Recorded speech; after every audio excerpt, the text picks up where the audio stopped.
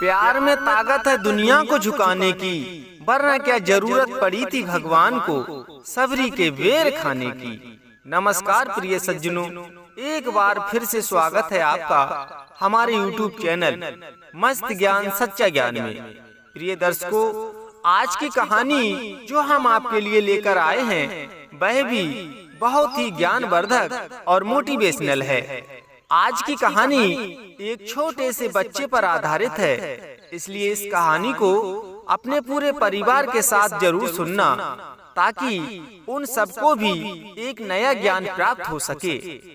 तो देर न करते हुए चलो चलते हैं वीडियो की ओर और आपको सुनाते हैं वह पवित्र कहानी। प्रिय सज्जनों, एक 8 साल का अबोध बच्चा 1 रुपए का सिक्का हाथ में लेकर एक दुकान पर जाकर दुकानदार से पूछने लगा, क्या आपकी दुकान पर भगवान मिलेंगे?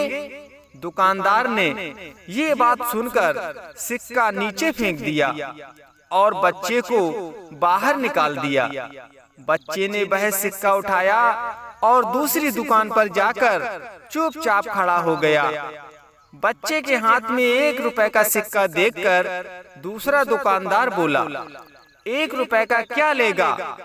मुझे भगवान चाहिए, आपकी दुकान में है? उस अबोध बच्चे ने पूछा। प्रिय दर्शकों, उस दुकानदार ने भी उस मासूम को अपनी दुकान से भगा दिया, लेकिन वह अबोध बालक अब तक हार नहीं माना और एक एक करके लगभग 40 दुकानों के चक्कर काटने के बाद एक बूढ़े दुकानदार के पास पहुंचा। उस बूढ़े दुकानदार ने पूछा, बेटा, तुम भगवान को क्यों खरीदना चाहते हो? क्या करोगे तुम भगवान को लेकर? प्रिय दर्शकों, पहली बार किसी दुकानदार के मुंह से ये प्रश्न सुनकर उस मायूस बच्चे के चेहरे पर आशा की किरणें लहराई। लगता है कि भगवान इसी दुकान पर मिलेंगे।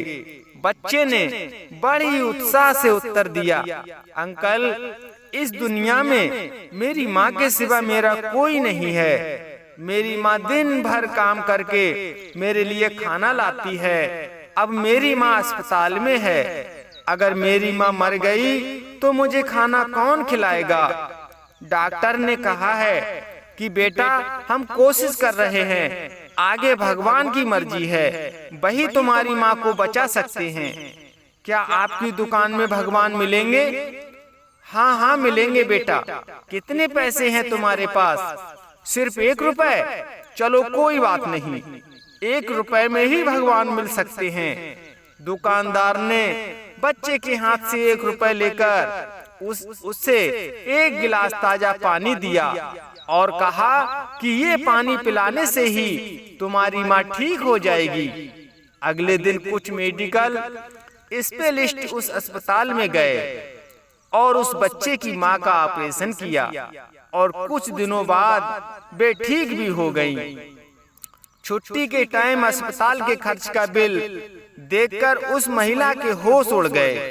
डॉक्टर ने आश्वासन देते हुए उस महिला से कहा, टेंशन की कोई बात नहीं है, एक बूढ़े सज्जन ने आपके सारे बिल चुका दिए हैं, साथ में एक चिट्ठी भी दी है।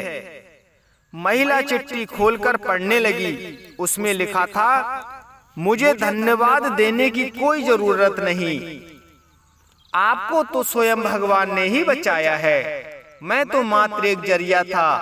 अगर आप धन्यवाद देना ही चाहती हैं तो अपने अबोध बच्चे को दीजिए, जो सिर्फ 1 रुपया लेकर ना समझो की तरह भगवान को ढूंढने निकल पड़ा था।